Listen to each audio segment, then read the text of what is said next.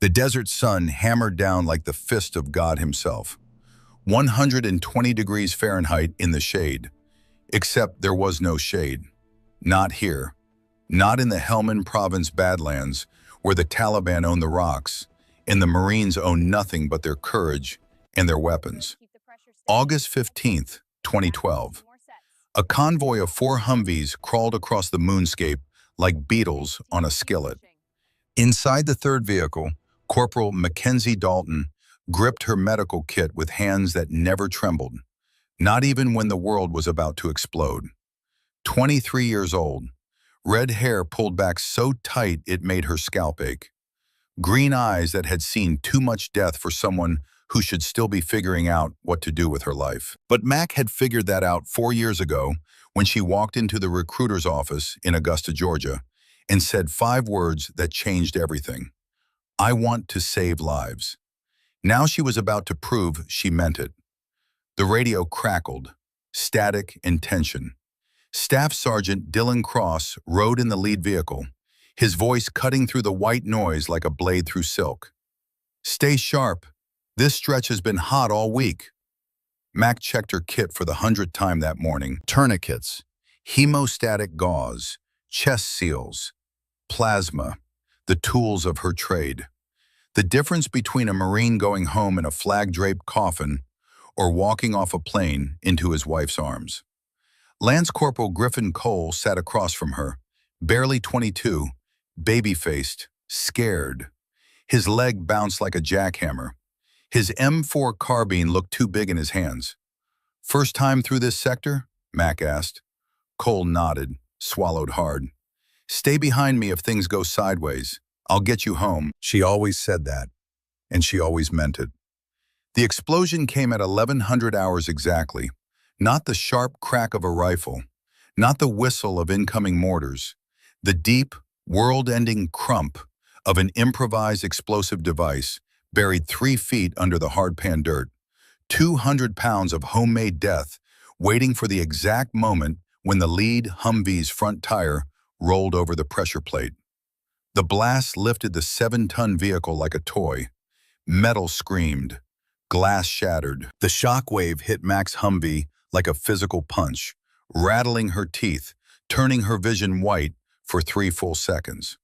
When the world came back, it came back wrong. The lead Humvee was on its side, burning. Black smoke poured into the blue sky, and the gunfire started. A K-47s from the ridgeline to the north, the distinctive crack, crack, crack that every Marine learned to recognize in their nightmares. Contact north! Contact north! Mac's door flew open before her driver could kill the engine. Her boots hit the sand. The heat was nothing. The bullets were everything. They snapped past her head like angry hornets, kicking up dirt 3 inches from her feet. She ran toward the burning vehicle. Her training took over. Not thought, not fear, just movement, just purpose. The 4 principles of combat medicine screaming in her head with every step. Return fire, take cover, assess casualties, treat and evacuate. Except Max skipped straight to number 3. Staff Sergeant Cross was still in the driver's seat, pinned by twisted metal. Blood ran down his face from a gash above his eye, but he was conscious, trying to push the door open with his shoulder. Cross, can you move? Trapped. Get Cole. He's... Mac didn't wait for him to finish. She scrambled around the burning wreckage. The heat from the flames was intense enough to blister paint. Griffin Cole had been thrown 15 feet from the vehicle. He lay face down in the dirt, not moving. No, no, God, please, no. She reached him in 4 seconds, rolled him over. His eyes were open, shocked, alive. But his right leg was wrong, so wrong. The femoral artery had been severed by shrapnel. Blood pumped out with every heartbeat, spreading across the sand in a crimson stain that grew faster than Mac could process. She was already moving, tourniquet from her kit, positioned high on the thigh, twisted tight. Cole screamed, a sound that would haunt her for years. But the bleeding slowed, stopped. Stay with me, Marine. You're going home. I promise. Bullets continued to snap overhead. The Taliban fighters on the ridge had the high ground, had the angles, had every advantage except one. They weren't United States Marines. Return fire erupted from the other Humvees. Controlled bursts, suppressive fire, buying Mac the seconds she needed. She keyed her radio. Medevac, medevac, we have 4 casualties. Priority Alpha. The response came through broken and distant. Medevac en route. 15 minutes. 15 minutes. Eternity measured in heartbeats. Mac left Cole with another Marine and ran back to the overturned vehicle. Cross had managed to get the door partially open, but he was still trapped. And she could see the others now. PFC, Ethan Rivers in the back seat, his head at an angle that made Mac's stomach lurch. Possible spinal injury. And Corporal Travis Bennett slumped against the far door, his uniform soaked with blood. She made a decision that would define the rest of her life. I'm going in. Dalton, that vehicle could blow any second. Then help me move fast. She crawled through the shattered window. Glass cut through her uniform, sliced her forearms, but she didn't feel it. The interior of the Humvee was an oven. Metal surfaces too hot to touch. Smoke thick enough to choke. And the smell. Burning plastic, burning rubber, burning things that weren't supposed to burn. Bennett first. He was closest. Mac got her hands under his arms and pulled. Dead weight. 200 pounds of unconscious Marine. She dragged him 6 inches, 12 inches, every muscle in her back screaming. Halfway through the window, her uniform snagged on jagged metal. She yanked hard. The fabric tore. She kept pulling. Bennett came free. Other Marines grabbed him, dragged him to safety behind the 3rd Humvee. Mac went back in. Rivers was worse. The spinal injury meant she couldn't just yank him out, had to stabilize his head, had to move him as a unit. Her hands found the cervical collar in her kit, positioned it carefully around his neck. Rivers was semi-conscious, groaning, eyes rolling. Stay still. Don't move. I've got you. She worked with precision that came from 1,000 hours of training, secured his head between her forearms, pulled him out inch by careful inch. Time became elastic, stretched, compressed, bullets still snapping, smoke still rising. But in Mac's world, there was only Rivers and the window, and the 6 feet between life and death. She got him out, laid him flat, checked his breathing, elevated his legs, moved to the next casualty. Cross had managed to free himself, was crawling away from the vehicle under his own power.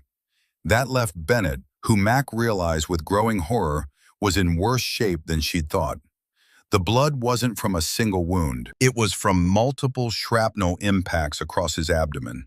His intestines were visible through a 4-inch tear in his uniform. She grabbed him again, started pulling, and that's when the Taliban gunner on the ridge got lucky. The bullet came from 300 meters out. An AK-47 round, tumbling, destabilized by the distance. It should have missed. By all rights, by all laws of ballistics and probability, it should have buried itself in the sand 3 feet to Mac's left. Instead, it punched through her right side, just below the ribcage. Entry wound the size of a dime. Exit wound the size of a quarter. The round passed completely through her torso, missing her liver by less than an inch, nicking her lung, and exiting out her back. Mac felt the impact, felt the explosion of pain, felt her legs go weak. She did not stop pulling. Bennett came free of the vehicle. Mac stumbled, went down to one knee, coughed, tasted blood. Her uniform was suddenly wet and warm. She looked down, saw the hole, saw the blood spreading. Her training spoke again.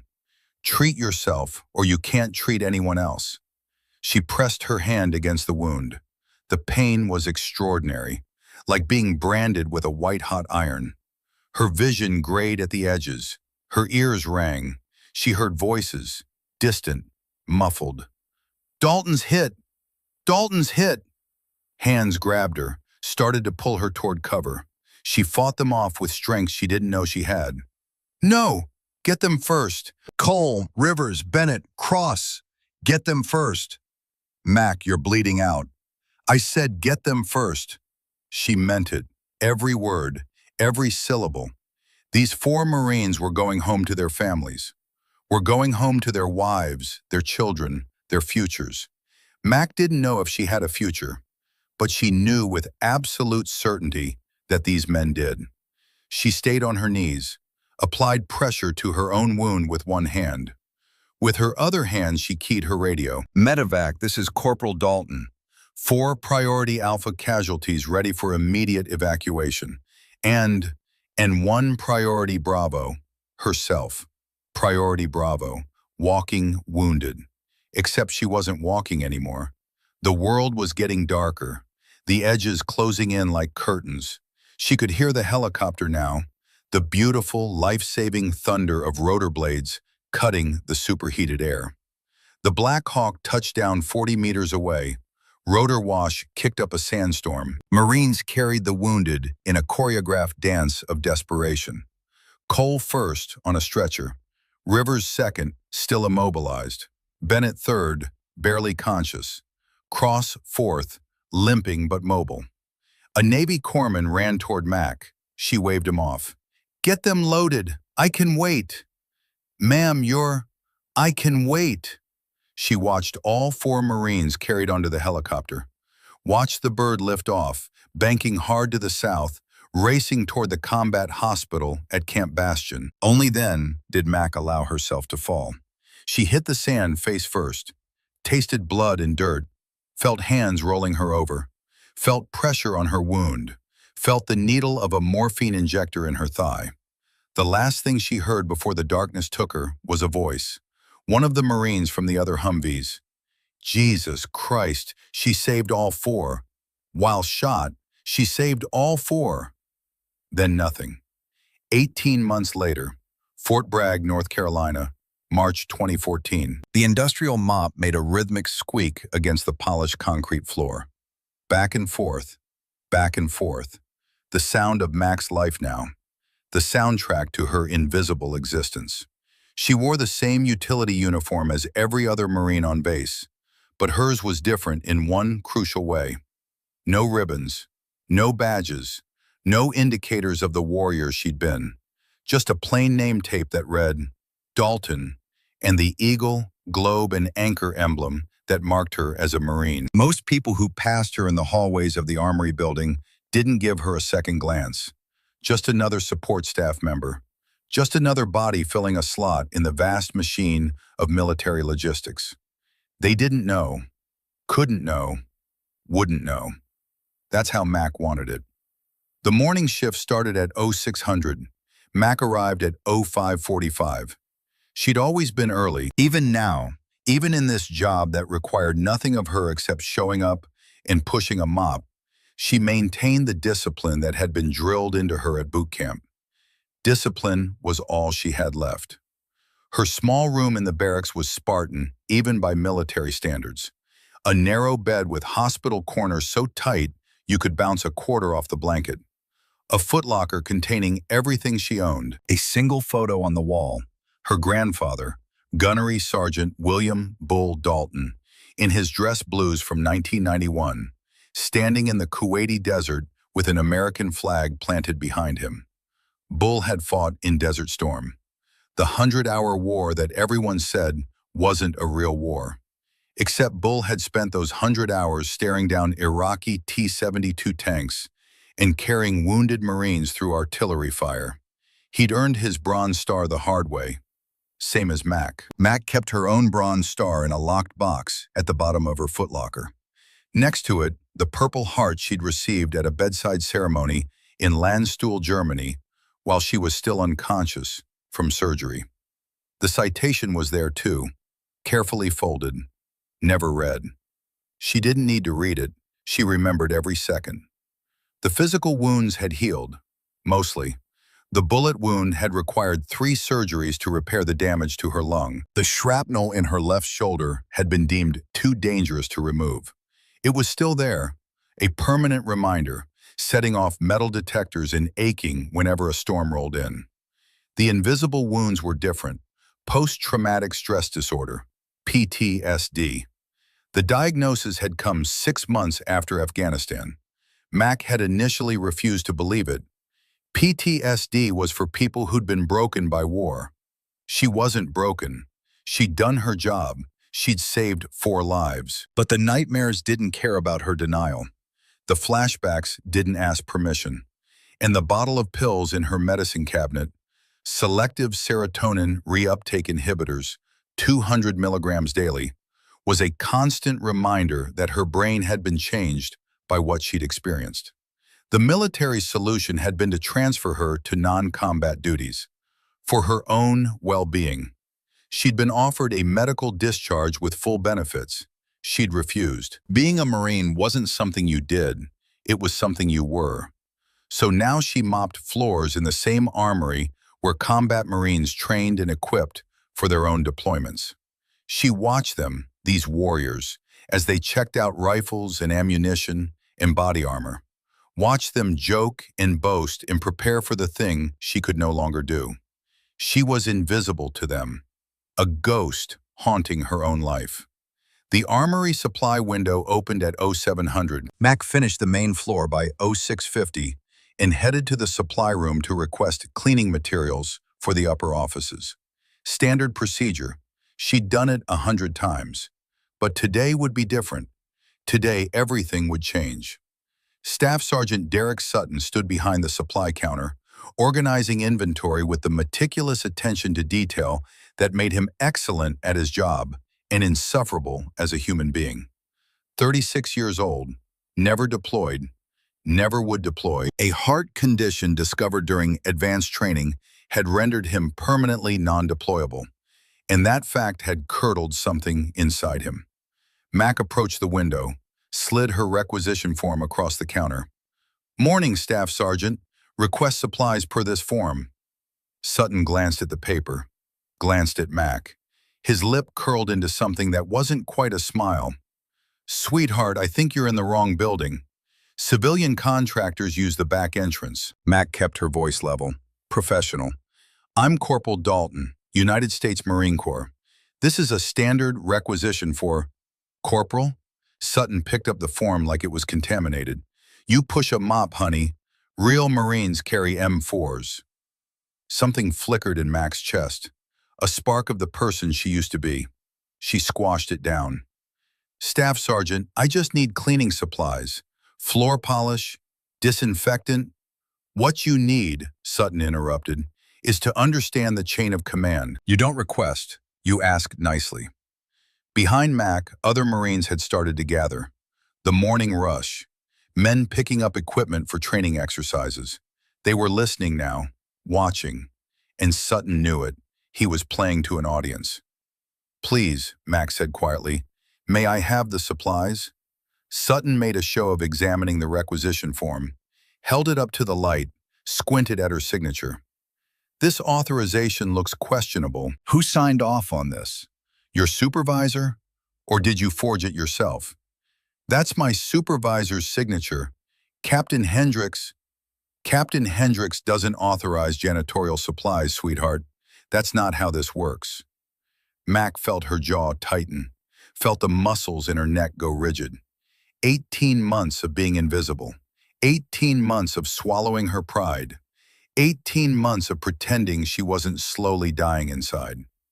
"Staff Sergeant," she said, and her voice was different now, colder, harder. "I have the proper authorization. I'm requesting supplies to do my assigned job. Are you going to fill this requisition or not?" Sutton's eyes narrowed. He didn't like the change in her tone, didn't like being challenged, especially in front of other Marines. He ripped the requisition form in half, then in quarters. Let the pieces flutter to the counter like confetti. "Request denied. Come back when you learn some respect." The room went silent. Conversation stopped. Even the radio chatter from the armory's back office seemed to fade. Max stared at the torn paper, stared at the man who just humiliated her for no reason except that he could. She thought about her grandfather, Bull Dalton, who'd held a position against Iraqi armor for 36 hours straight, who'd received the Bronze Star for valor, who'd taught her from childhood that a Marine never quits, never backs down, never surrenders their dignity. She thought about Griffin Cole, bleeding out in the Afghan sand, Travis Bennett, unconscious and disemboweled, Ethan Rivers, paralyzed, Dylan Cross, trapped in burning metal.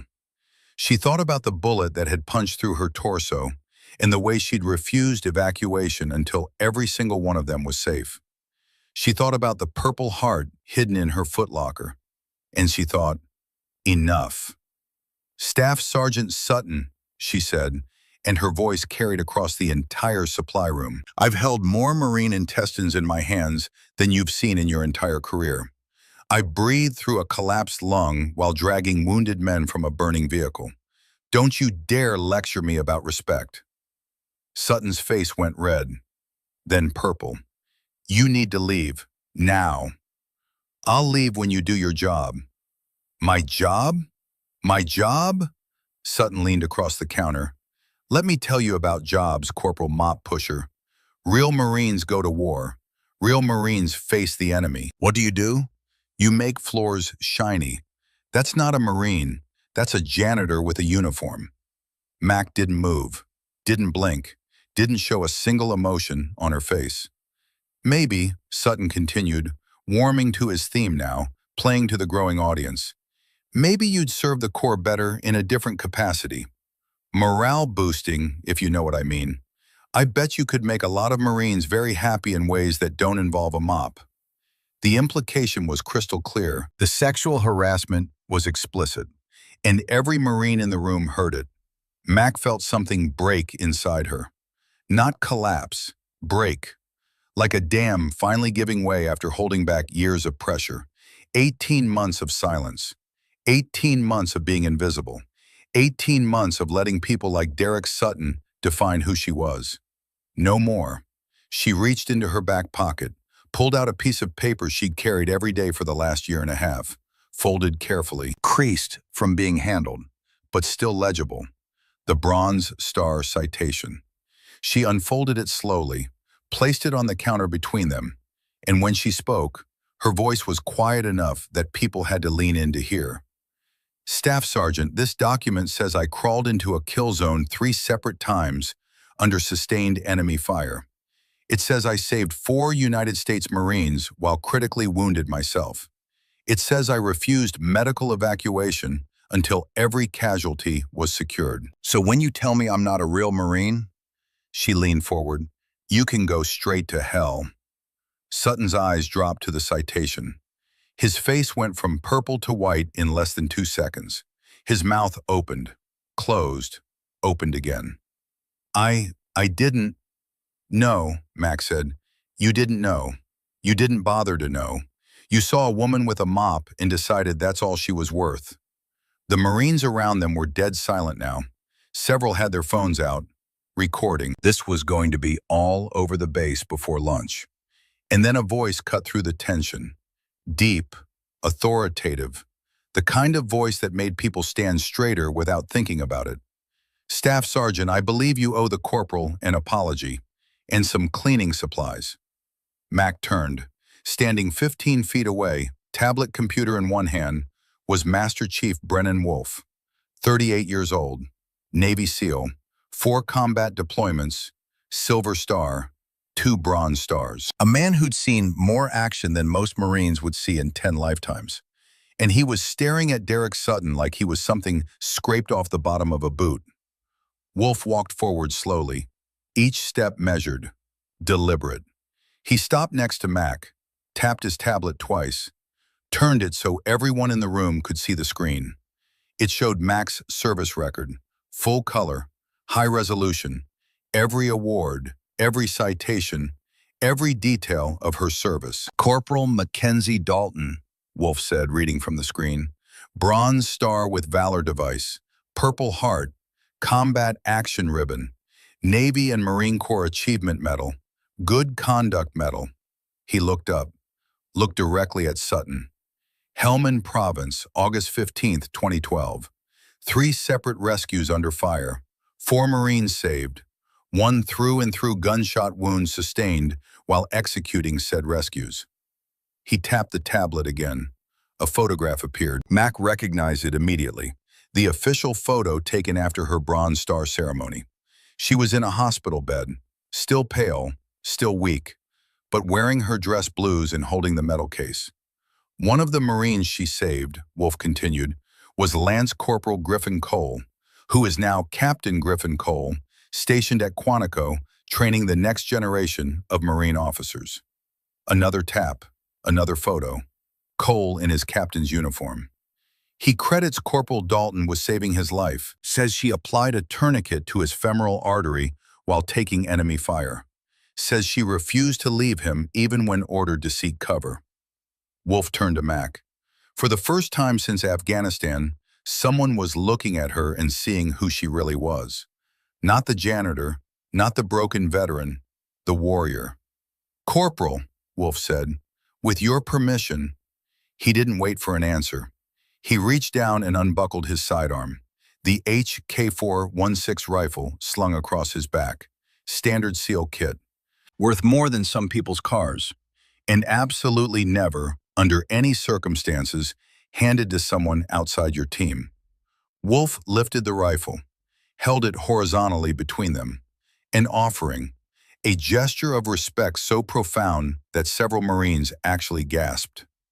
"A warrior should carry a weapon," Wolf said, "not a mop." Mac's hands shook as she reached out. The weight of the HK416 was familiar and foreign at the same time. 18 months since she'd held a rifle. 18 months since she'd been allowed to be what she was. Her fingers found the magazine release, ejected it, checked the chamber, pulled back the charging handle, inspected the bolt carrier group, every movement precise, automatic, muscle memory from 10,000 hours of training. The Marines watching understood what they were seeing. This wasn't someone who'd been handed a rifle once or twice in basic training. This was a professional. This was someone who knew weapons the way a pianist knows keys. Mac handed the magazine back to Wolf, safed the weapon, slung it across her own back. "Thank you, Master Chief." Wolf nodded once, then turned back to Sutton, who looked like he wanted the floor to open and swallow him whole. "Staff Sergeant," Wolf said, and his voice had gone from respectful to Arctic. "You just disrespected a decorated combat veteran. In front of witnesses. That's a court-martial offense. You have 10 seconds to fill the corporal's requisition, apologize, and hope to God she doesn't file a formal complaint." Sutton scrambled, actually scrambled, grabbing bottles of floor polish, disinfectant, paper towels, shoving them into a cardboard box. His hands shook so badly he dropped things twice. Ma'am, Corporal, I didn't know. I'm sorry, I'm so sorry." Mac picked up the box, looked Sutton directly in the eyes. "You didn't want to know, Staff Sergeant. That's the difference." She turned, walked out of the supply room, still carrying the HK416, still wearing the rifle like it was part of her. Behind her, she heard Wolf's voice one more time. "Someone get Colonel Blackwell on the phone. We need to talk about the culture in this armory." Mac walked through the hallway. Marines stepped aside, not because she was carrying a rifle, because they'd seen her service record now, because they knew. The invisible warrior was invisible no more. She made it to the women's bathroom before the tears came, set down the box, unslung the rifle, sat on the cold tile floor with her back against the wall, and cried for the first time in 18 months. But they weren't tears of shame, weren't tears of pain. They were tears of relief. Someone had seen her. Someone had recognized her. Someone had given her back the thing she thought she'd lost forever. Her identity, her worth, her warrior's soul. The phone in her pocket buzzed, a text message from a number she didn't recognize. "Corporal Dalton, this is Captain Cole. Master Chief Wolf just sent me a video of what happened at the armory. I'm coming to Fort Bragg. We need to talk about that citation. The Bronze Star was wrong. You deserve better. Much better." Max stared at the message, read it 3 times, tried to process what better than a Bronze Star could possibly mean. But right now, in this moment, sitting on a bathroom floor with a borrowed rifle and a box of cleaning supplies, she didn't care about medals or citations or official recognition. Someone had seen her. That was enough. For now, that was more than enough. The door to Colonel Patricia Blackwell's office was solid oak, imported, a relic from some forgotten renovation budget that had allowed the base commander to choose her own furniture. Mac had walked past this door 100 times in the last 18 months. Never thought she'd walk through it.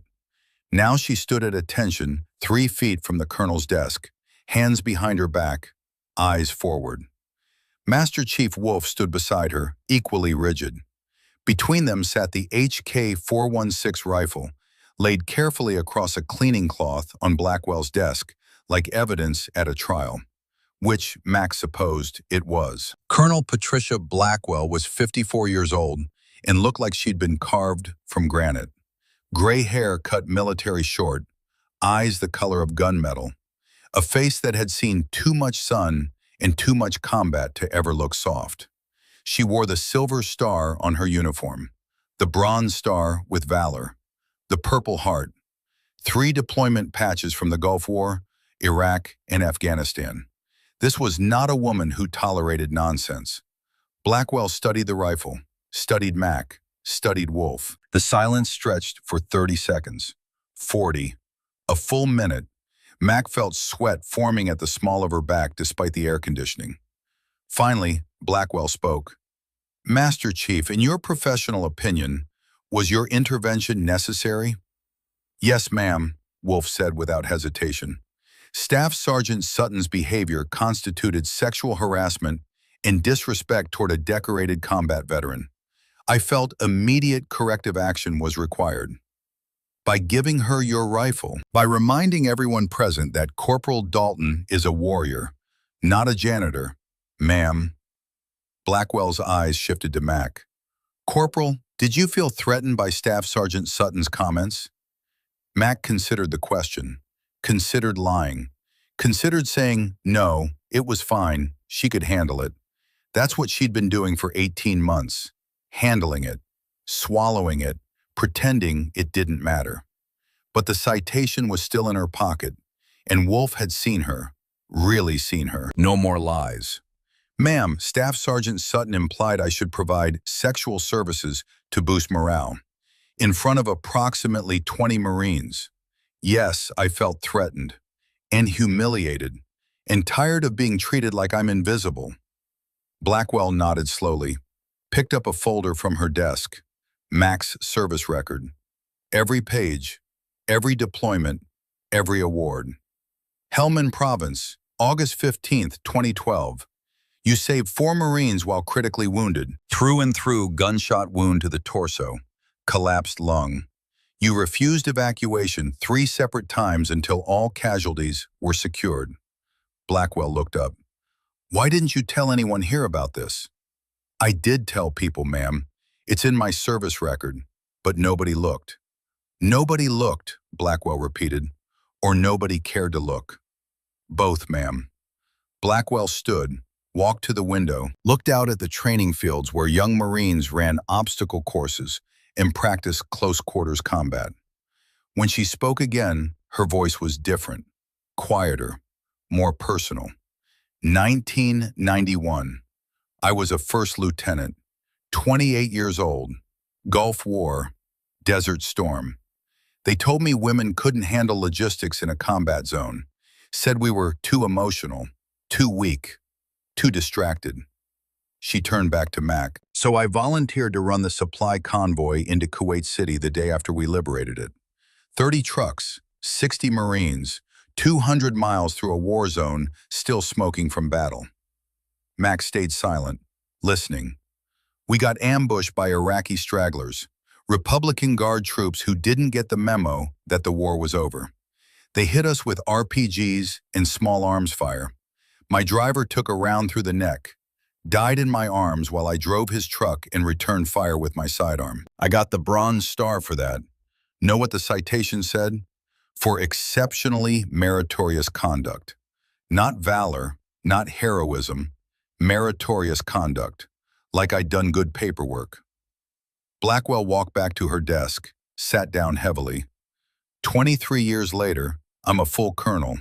I command this base, and I still have to deal with men like Derek Sutton, who think women in uniform are either secretaries or entertainment. So when you ask why I care about this incident, she tapped Mac's service record. Because I remember what it's like to be invisible, and I'm done watching it happen to warriors who've earned better. She picked up her phone, pressed a button. Get me Staff Sergeant Derek Sutton, my office, now. Mac felt her stomach tighten. This was happening, really happening. No more invisibility, no more silence. Blackwell hung up, looked at Wolf.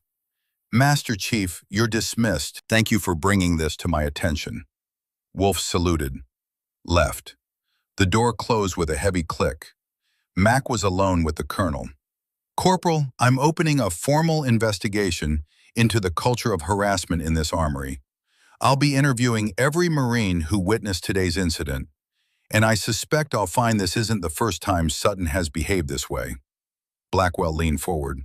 But I need to know something. Why did you wait 18 months to speak up? Mac swallowed hard.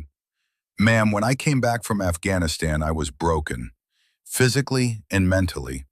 The bullet wound, the shrapnel, the PTSD, they transferred me to non-combat duties, and I thought maybe they were right.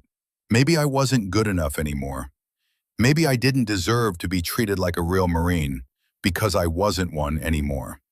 And now? Now I realize that's exactly what people like Sutton want me to think. That if I stay quiet and invisible, eventually I'll disappear completely. Blackwell nodded.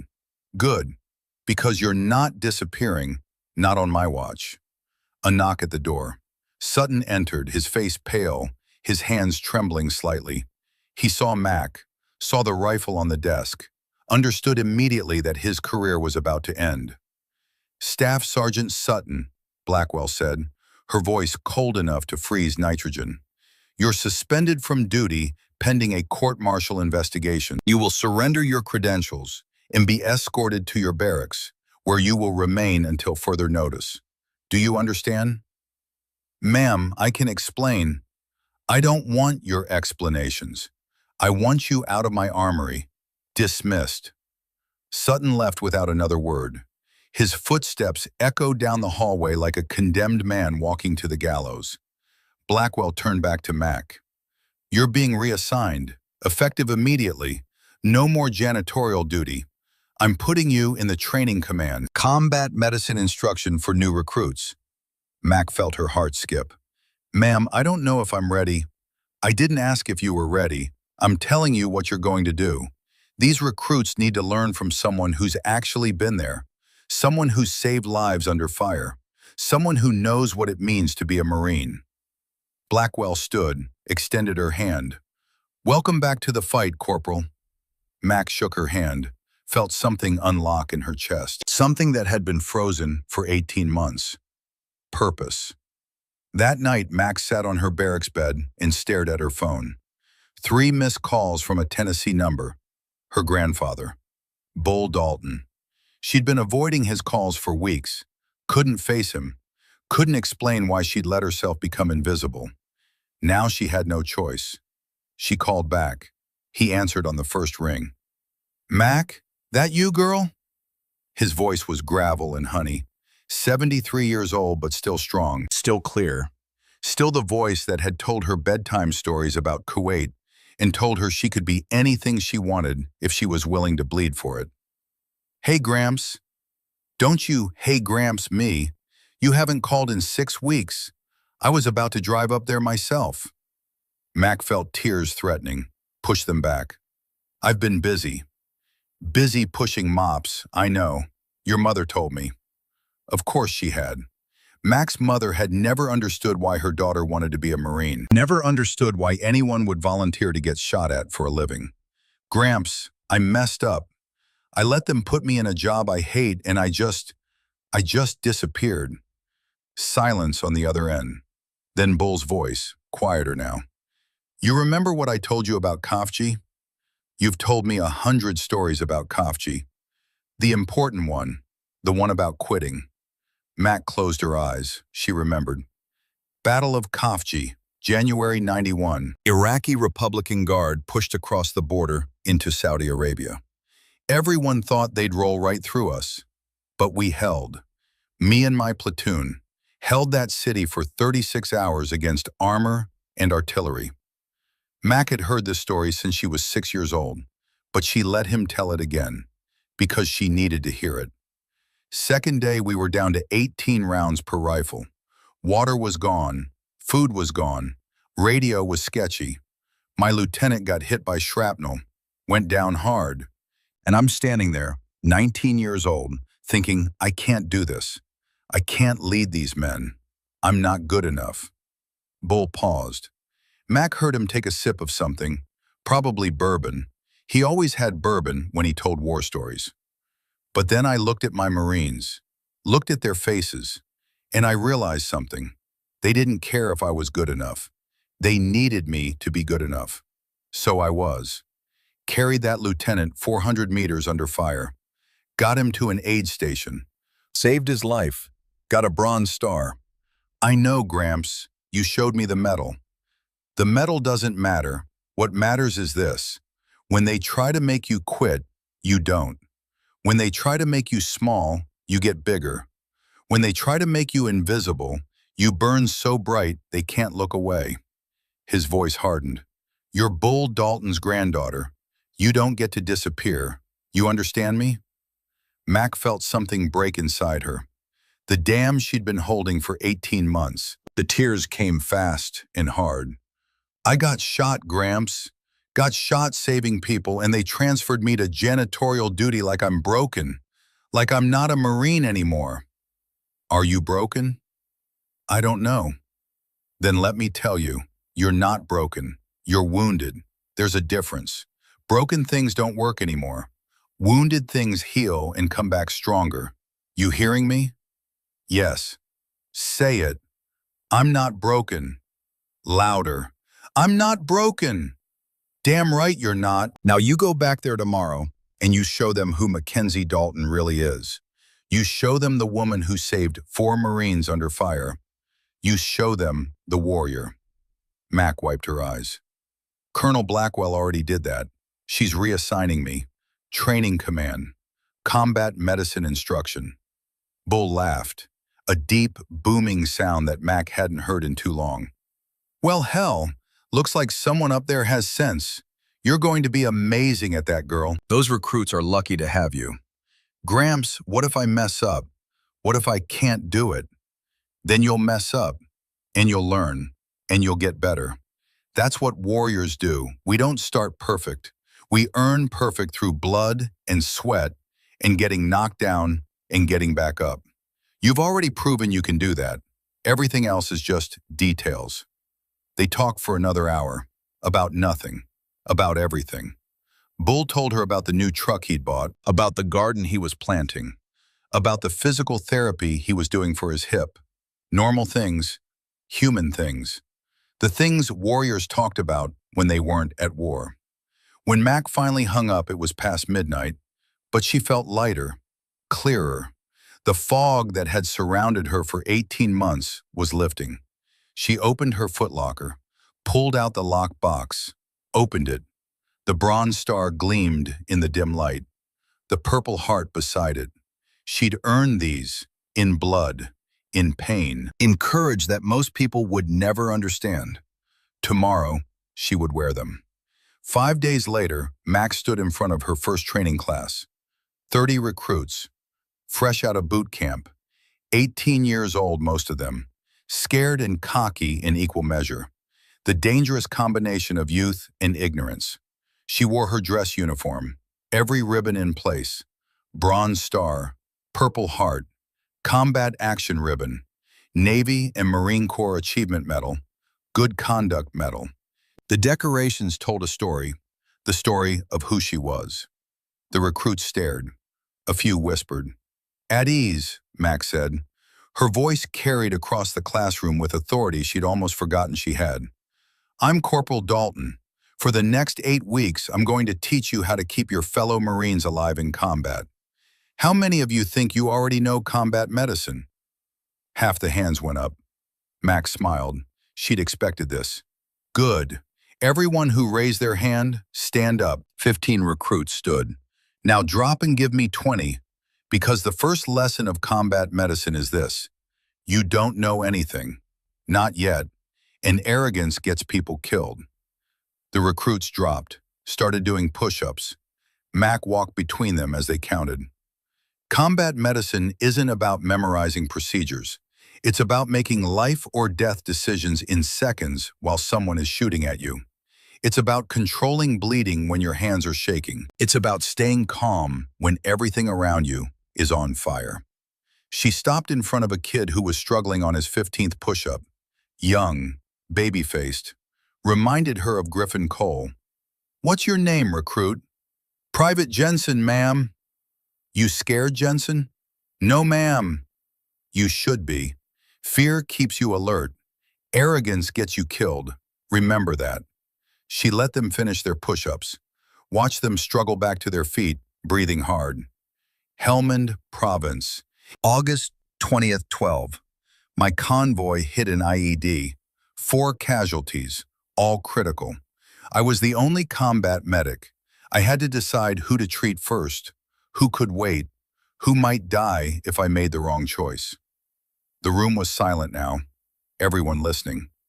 I chose the Marine with arterial bleeding, applied a tourniquet under fire, moved to the next casualty, abdominal wounds, had to keep his intestines from spilling out while bullets snapped overhead. Third casualty had a possible spinal injury, had to immobilize him perfectly or risk paralysis. Fourth casualty was going into shock, needed plasma, needed it fast. Mac walked to the front of the classroom, turned to face them. I saved all 4, got them on the medevac, but while I was doing that, I took a round through my torso, right here. She pointed to her right side. Through and through, collapsed lung. And I didn't stop working until every single Marine was evacuated. She pulled out her Bronze Star citation, held it up. This says I demonstrated exceptional valor under fire. Know what it doesn't say? It doesn't say I was special. It doesn't say I was superhuman. It says I did my job. That's what I'm going to teach you. How to do your job when everything is going wrong and people are dying and you're scared out of your mind. A hand went up. A female recruit, small, couldn't be more than 5'2". Yes? Corporal, how did you stay calm when you were wounded? Mac considered the question. Nobody had ever asked her that before. I didn't stay calm, Private. I was terrified. My hands were shaking. I could taste blood in my mouth. But I focused on one thing at a time. One tourniquet, one bandage, one Marine. I didn't think about the big picture. I just did the next right thing, and then the next, and then the next. That's the secret. There is no secret. You just keep moving forward. The class continued for 3 hours. Mac demonstrated every technique, every procedure. Let the recruits practice on training dummies, corrected their mistakes, pushed them harder than they'd ever been pushed. At the end, the small female recruit approached. Corporal Dalton, I'm Private Emma Caldwell. What can I do for you, Caldwell? The guys in my unit keep saying I'm too small to be a real Marine, that I'll wash out, that I don't belong here. Max studied her, saw herself at 18, determined, scared, ready to prove the world wrong. You know what I tell people who say women don't belong in combat, Private? What, ma'am? I don't tell them anything. I show them. Actions speak louder than words. You want to shut them up? Be the best in your unit. Outwork them. Outlast them. Make them realize that size doesn't matter. Skill does. Caldwell nodded. Yes, ma'am. Thank you, ma'am. She left. Mac watched her go, saw the determination in her stride. That one was going to make it. 6 weeks into her new assignment, Mac received a phone call that changed everything. Corporal Dalton, this is Captain Griffin Cole. I don't know if you remember me. I remember you, sir. Helmand Province.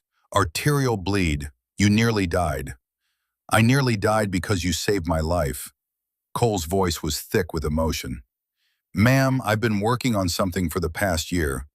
Master Chief Wolf sent me a video of what happened at the armory, and I realized I needed to move faster. Sir, I don't understand. Your Bronze Star citation was wrong. The initial report undersold what you did. I've been gathering testimony from the other 3 Marines you saved, from the medevac crew, from everyone who was there that day, and I've submitted a formal request to upgrade your award. Mac felt her heart stop. Upgrade to what, sir? The Medal of Honor. The words didn't make sense, couldn't make sense. The Medal of Honor was for heroes, for legends, for people who did impossible things, not for someone who'd just done her job. Sir, I don't deserve that. I was just... You refused evacuation 3 times while critically wounded. You saved 4 Marines under sustained enemy fire. Ma'am, the citation says you told the medevac pilot, take them first. I can wait. You had a collapsed lung.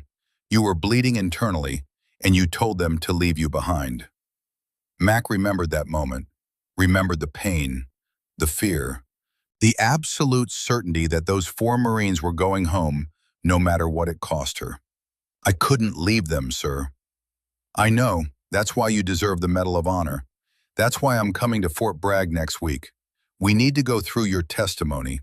Build the strongest case possible. This is happening, Corporal. You're getting the recognition you earned. After the call ended, Mac sat in stunned silence. The Medal of Honor. The highest military decoration. The one that meant you'd gone above and beyond, not just bravery, but selflessness. She thought about her grandfather, Bull Dalton, Bronze Star for Valor. He'd be so proud. She thought about Derek Sutton, the man who tried to make her invisible, who treated her like garbage. She wondered if he knew. Wondered if he'd heard that the janitor he'd humiliated was about to receive the nation's highest honor. She hoped he had. She hoped he was choking on it. But more than that, she thought about the recruits. The 30 young Marines she was training. The ones who looked at her now with respect, with admiration, with the understanding that she wasn't just their instructor. She was proof that you could be broken and come back stronger. She pulled out her phone, called Bull. Gramps, you sitting down? I'm 73 years old. I'm always sitting down. What's going on? Captain Cole called, the Marine I saved in Afghanistan. He's nominating me for the Medal of Honor. Silence. Then a sound Mac had never heard before. Her grandfather crying. Gramps? I'm here, girl. I'm here, just give me a second. She waited, heard him blow his nose, clear his throat. Medal of Honor. My granddaughter. Medal of Honor. He laughed through the tears. Your grandmother would be so proud. God, I wish she was here to see this. She sees it, Gramps. I know she does. You're damn right she does. And she's up there right now telling everyone, that's my girl. That's my Mackenzie. They talked until Mac's phone battery died. About the ceremony, about Washington, D.C., about what it meant, about legacy and honor and the weight of wearing a medal that only 3,000 people in American history had ever received. When Mac finally fell asleep that night, she dreamed of Helmand Province. But for the first time in 18 months, it wasn't a nightmare. It was a memory. 4 Marines alive because of her. 4 families whole because she'd refused to quit. She woke up at 0500, got dressed, put on her uniform with every ribbon in place, walked to the training facility with her head high. The invisible warrior wasn't invisible anymore, and she was never going to be invisible again. 8 months passed like water through fingers. October 2014 became March 2015. The leaves changed. The weather turned cold. And Corporal Mackenzie Dalton transformed from a woman pushing a mop to one of the most respected combat medicine instructors at Fort Bragg. She trained 216 recruits. Every single one of them knew her story. Every single one of them understood that the woman teaching them how to save lives had done exactly that under conditions most of them couldn't imagine. Private Emma Caldwell had become her unofficial protege, the small recruit who'd been told she was too weak, too small, too female to be a real Marine. Mac saw herself in Caldwell, saw the same determination, the same refusal to accept other people's limitations. On a cold Tuesday morning in March, Mac put Caldwell and her unit through an endurance test. Full combat gear, 40-pound pack, 5-mile run, standard qualification exercise. The male recruits started strong, cocky, making jokes about how Caldwell would wash out before the 3rd mile. Mac followed in a Humvee, watching, saying nothing. By mile 3, half the men were struggling. By mile 4, Caldwell had passed 2/3 of them. And when they crossed the finish line, Private Emma Caldwell came in 4th out of 32 recruits. The top 3 were men who outweighed her by 80 pounds. She collapsed at the finish line, gasping, soaked with sweat. Mac walked over, extended her hand, pulled her to her feet. "How do you feel, Private?" "Like I'm going to die, ma'am." "But you didn't quit." "No, ma'am. Neither did I. In Afghanistan. When I was shot, when I was bleeding, when every cell in my body was screaming at me to stop. I didn't quit. Know why?" Caldwell shook her head, still trying to catch her breath. "Because quitting meant those 4 Marines died. And I wasn't going to let that happen. You just proved the same thing. Size doesn't matter. Heart matters. Remember that." Caldwell nodded, stood straighter despite the exhaustion. Mac turned to address the entire unit. The men who'd been making jokes were now silent, ashamed. "Anyone here still think Private Caldwell doesn't belong in this unit?" No one spoke. "Good, because the Marine next to you isn't defined by their body. They're defined by their will, by their courage, by their refusal to quit when things get hard. Caldwell just demonstrated more warrior spirit than some of you will show in your entire careers. Learn from her." She dismissed the unit. Watched them limp away, muscles screaming, egos bruised. It was a good lesson, the kind that stuck. Her phone rang. Captain Cole. "Ma'am, it's official. The Medal of Honor has been approved. Ceremony is scheduled for March 20th at the White House. East Room, 1400 hours. Your family's been notified." Mac's legs went weak. She sat down hard on the nearest bench. 8 months of waiting. 8 months of testimony and paperwork and investigations. 8 months of wondering if this was real. Now it was real. "Sir, I don't know what to say." "You don't have to say anything, just be there. And ma'am, all 4 of us are coming. Me, Cross, Rivers, Bennett, the men whose lives you saved. We wouldn't miss this for anything." After the call ended, Max sat in silence. The Medal of Honor. In 10 days, she would stand in the White House and receive the highest military decoration from the President of the United States. Her phone rang again. Bull Dalton.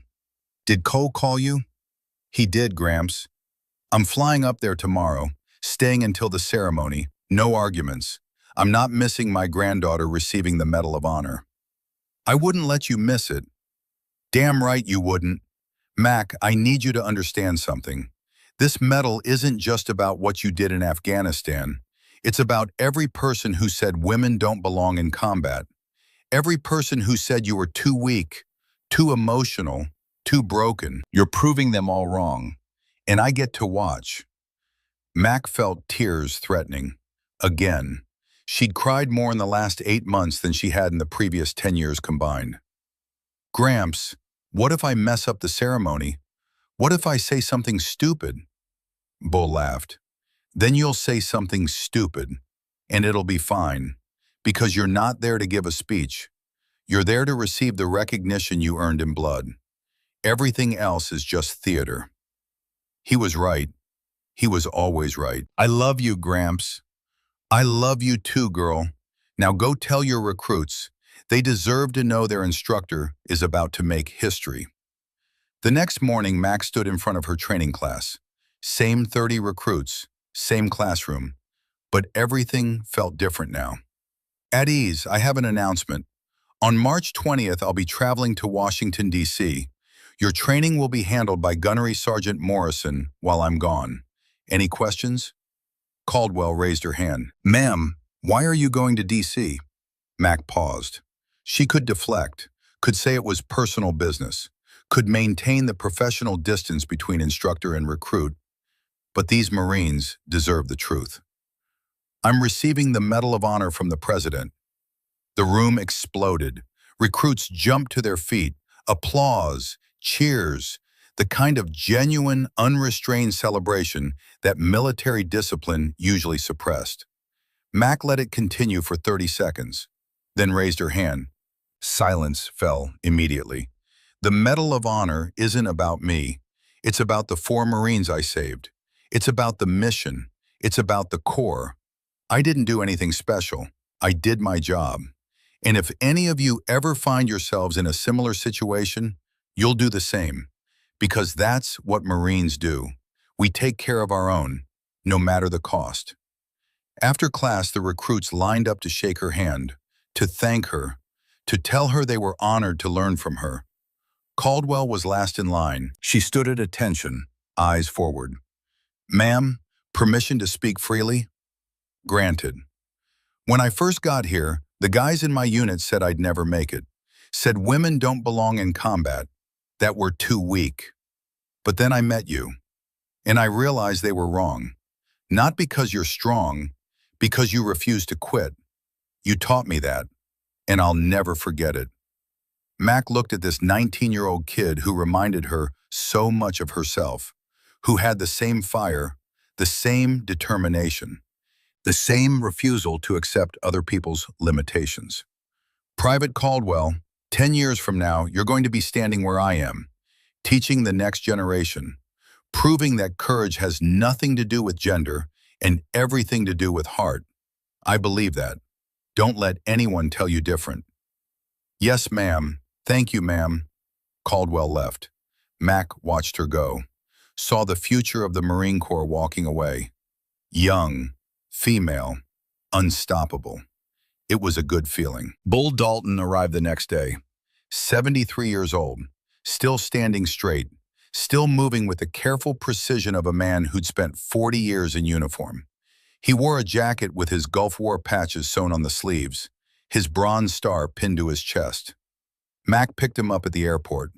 They didn't speak for the first 10 minutes of the drive, just sat together, grandfather and granddaughter, 2 warriors from 2 different wars.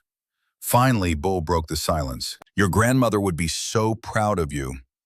Mac kept her eyes on the road. I wish she was here. She is here, in you. Every time you refuse to quit, every time you stand up when the world tries to push you down. That's her. That's her fire in your soul. They spent the week together. Bull attended one of Mac's training sessions, watched her teach combat medicine to recruits who hung on her every word, watched her demonstrate techniques with the confidence of someone who'd done them under fire. After class, several recruits approached Bull, asked about his service, about Gulf War, about what it was like to fight in Desert Storm. Bull told them the truth. The heat, the fear, the confusion, the moments of absolute terror mixed with hours of crushing boredom. War as it really was. Not the Hollywood version. But the one thing I knew, Bull said, was that the Marines next to me would die before they let me down. And I'd die before I let them down. That's the brotherhood. That's what makes us different from everyone else. We don't fight for politicians or policies. We fight for each other. The recruits listened, absorbed, understood. That night, Mac and Bull sat in her small barracks room. She'd made space for him, given him her bed. She'd sleep on the floor. He'd argued. She'd refused to budge. Gramps, tell me about Kafji, the real story, not the one you tell at barbecues. Bull was quiet for a long time, staring at his hands, hands that had held rifles and pulled wounded men to safety and signed discharge papers when his body finally gave out. Battle of Kafji, January 29th through 31st, 1991. Iraqi Republican Guard pushed across the border. First ground combat of the war. Everyone thought we'd get overrun. They had tanks, artillery, air support from helicopters we couldn't track. He paused, took a sip of bourbon from the flask he always carried. My platoon held a municipal building in the center of town. 32 Marines against an armored battalion. We held for 36 hours. Lost 3 men. Wounded 11. I carried my lieutenant 400 meters under artillery fire. Got him to an aid station. Saved his life. Got a Bronze Star. You never told me you lost 3 men. Because I didn't want you to think war was romantic. It's not. It's ugly. It's watching your friends die and knowing you can't save everyone. But you save who you can, and you live with the rest. Mac understood. She'd lived with her own ghost for 3 years now. The Marines she'd saved haunted her less than the ones she'd never had a chance to save. The casualties from other convoys, other firefights, other desperate moments where she wasn't there. Gramps, what if I don't deserve the Medal of Honor? What if I just got lucky?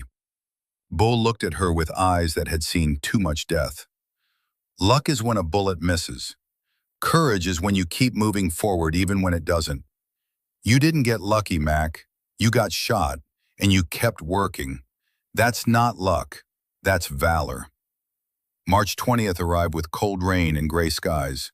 Mac wore her dress blues, every ribbon in perfect alignment, her hair pulled back in a regulation bun. Bull wore his own dress blues, 40 years old, pressed carefully, the uniform he'd been married in, buried his wife in, would eventually be buried in himself. They flew to Washington, D.C. on a military transport. Mac, Bull, and Captain Griffin Cole, the young officer who'd nearly died in the Afghan sand, who dedicated the last year to making sure Mac got the recognition she deserved. The White House was exactly as imposing as Mac had imagined. White columns, manicured lawns, history in every brick. They were escorted through security, through hallways lined with portraits of presidents and first ladies, and moments that defined American history. The East Room was enormous, high ceilings, crystal chandeliers, rows of chairs filled with dignitaries, military brass, members of Congress, and Mac's fellow Marines. All 4 men she'd saved were there. Captain Cole, Sergeant Dylan Cross, PFC Ethan Rivers, Corporal Travis Bennett. They wore their dress blues, stood when she entered, saluted. Mac saluted back, felt her throat tighten. Bennett had brought his son, a 9-year-old boy who looked at Mac like she was a superhero. Because to him, she was. She was the reason his father had come home from war, the reason he still had a dad to throw a baseball with. The president entered. Everyone stood. The ceremony began. A Marine colonel read the citation. Every word, every detail of that day in Helmand Province.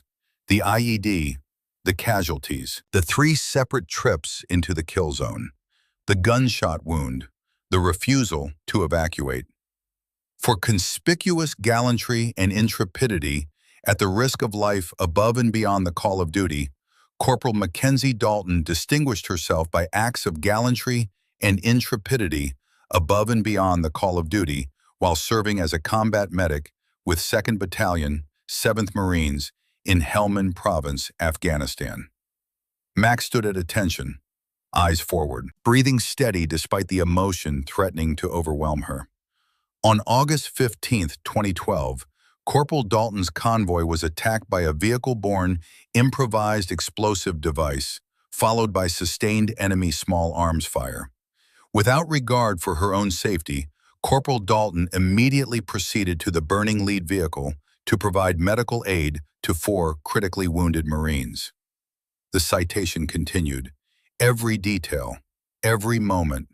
Mac remembered all of it, could still smell the smoke, still feel the heat, still hear Griffin Cole screaming as she applied the tourniquet. Despite suffering a through-and-through gunshot wound to her torso, resulting in a collapsed lung and severe internal bleeding, Corporal Dalton refused medical evacuation. insisting that all wounded Marines be evacuated first. Her extraordinary heroism and selflessness in the face of almost certain death reflect great credit upon herself and were in keeping with the highest traditions of the Marine Corps and the United States Naval Service. The President stepped forward, held the Medal of Honor, the light blue ribbon, the gold star, the weight of 3,000 heroes who'd worn it before. He placed it around Mac's neck, shook her hand, looked her in the eyes. "Thank you for your service, Corporal. You're an American hero." Mac saluted. The President returned it. And then the room erupted in applause that lasted 3 full minutes. Bull Dalton stood in the front row, tears streaming down his face, saluting his granddaughter, the warrior he'd helped raise, the woman who'd proven that courage had no gender, no size limit, no restrictions except the limits we placed on ourselves. After the ceremony, Mac stood with the 4 Marines she'd saved. They formed a circle, brothers and sister in arms, bound by blood and fire and the knowledge that they'd faced death together and survived. Cole spoke first. "Ma'am, I have a daughter now, 2 years old. She's alive because you saved me, because you refused to quit. I'm going to tell her about you, about the woman who taught me what real courage looks like." Cross nodded. "My wife always asked me what happened over there. I never told her. Couldn't find the words, but now I can show her this. Show her the woman who pulled me out of that burning vehicle. Show her what a hero looks like." Rivers was in a wheelchair. The spinal injury had left him paralyzed from the waist down, but his eyes were clear. His voice was strong. "Ma'am, I'm never going to walk again, but I'm alive. I got married last year. I'm starting college next fall. I have a future because you gave it to me. I'll spend the rest of my life trying to deserve what you did." Bennett's 9-year-old son stepped forward, looked up at Mac with wide eyes. "Miss Dalton? My dad says you're the bravest person he ever met." Mac knelt down, looked the kid in the eyes, saw her legacy standing there. The next generation, the future she'd fought to protect. "Your dad's the brave one. He went to war. He fought for his country. He came home to you. That takes more courage than anything I did." The boy thought about this, then nodded seriously. "Can I shake your hand?" "You can do better than that." Mac stood, saluted him. The boy's eyes went wide. He tried to return the salute, got it mostly right. His father helped him adjust his hand position. It was perfect. 1 year later, March 2016, Captain Mackenzie Dalton stood in front of her new command. She'd been promoted, given her own training unit, 60 recruits, all learning combat medicine from the woman who'd proven it could save lives under the worst possible conditions. Private Emma Caldwell was now Lance Corporal Emma Caldwell, top of her class, recommended for Scout sniper training, the first female Marine from Fort Bragg to receive that recommendation. Mac had started a program, called it the Invisible Warriors Initiative, a support system for combat veterans who'd been reassigned to non-combat roles, who felt forgotten, invisible, broken. The program paired them with recruits, let them share their stories, let them teach, let them remember that their service mattered, that their sacrifices weren't forgotten, that a warrior's worth wasn't measured by their current assignment, but by the battles they'd already won. Derek Sutton had been court-martialed, dishonorably discharged. His military career ended the same day Mac's true career began. Mac had testified at his hearing, had looked him in the eyes and told the truth about what he'd done, what he'd said, how he'd treated her. She felt no satisfaction in his downfall, only relief that he couldn't hurt anyone else. Master Chief Brennan Wolfe had attended Mac's promotion ceremony, had presented her with captain's bars, had returned the HK-416 rifle he'd given her that day in the armory. "This belongs to you now, Captain. You've earned it." Mac had accepted the rifle, had it mounted on the wall of her office, a reminder of the day she stopped being invisible, the day someone saw her for who she really was. On a cold March morning, Mac stood on the training field and watched her recruits run an obstacle course. Watch them struggle, fall, get back up, push harder, refuse to quit. She thought about Afghanistan, about the 4 Marines she'd saved, about the bullet that should have killed her but didn't, about the 18 months she'd spent invisible, about the day Master Chief Wolf had given her back her identity. She thought about Bull Dalton, her grandfather, her hero, who'd passed away peacefully in his sleep 3 months ago. 75 years old, surrounded by family. His last words had been about Mac, about how proud he was, about how she'd become everything he'd hoped she would be. She'd buried him in his dress blues, with his Bronze Star, with full military honors, 3-volley salute, taps played by a lone bugler. The American flag folded and presented to her as next of kin. She kept that flag in her office, next to the Medal of Honor, next to the photograph of her in Bull at the White House ceremony. Reminders of where she'd come from, who she'd been, who she'd become. Lance Corporal Emma Caldwell jogged up, breathing hard from the obstacle course but standing straight. "Ma'am, permission to speak?" "Granted. I got my orders, Scout Sniper School, Quantico. I ship out next month." Max smiled. "Outstanding. You've earned it." "Ma'am, I wouldn't be here without you, without everything you taught me. I just wanted you to know that." Mac looked at this young Marine, saw herself 5 years ago, determined, fierce, ready to prove the world wrong. "Caldwell, you're going to do great things. You're going to face people who say you don't belong, who say women can't be snipers, can't handle the pressure, can't compete with men." What should I tell them? Nothing. Show them. Actions speak louder than words. Be so good they can't ignore you. Be so skilled they can't dismiss you. Be the warrior I know you are. Caldwell saluted. "Yes, ma'am. I won't let you down. You could never let me down. Now get back to training. Those obstacles won't run themselves." Caldwell jogged away.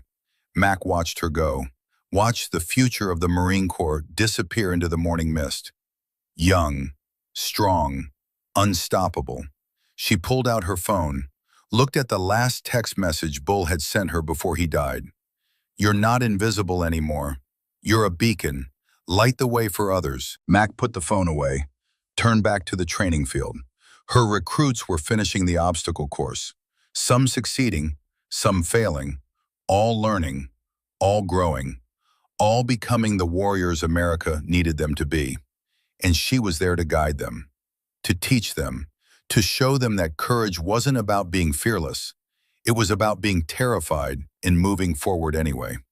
She thought about the title people had started using, the Invisible Warrior, the woman who'd been overlooked, dismissed, forgotten, until the day she proved she was anything but invisible. She'd spent 18 months pushing a mop, 18 months believing she was broken, 18 months letting other people define who she was. Never again. Captain Mackenzie Dalton stood on the training field and watched the sun rise over Fort Bragg. Watched the morning light paint the sky in shades of orange and gold. Watched another day begin, another opportunity to train warriors, to save lives, to make a difference. She touched the Medal of Honor hanging around her neck, felt its weight, its significance, the 3,000 heroes who'd worn it before, the sacrifice it represented, the courage it honored. But more than that, she felt the weight of responsibility to Bull, to Cole and Cross and Rivers and Bennett, to Caldwell and every recruit she trained, to every invisible warrior who'd been told they didn't matter. She would light the way. She would be the beacon. She would prove that a warrior's worth wasn't measured by their gender or their current assignment or their visible wounds. It was measured by their refusal to quit, their commitment to their brothers and sisters in arms, their willingness to sacrifice everything for something greater than themselves. The invisible warrior was invisible no more, and she would make damn sure no one ever forgot it.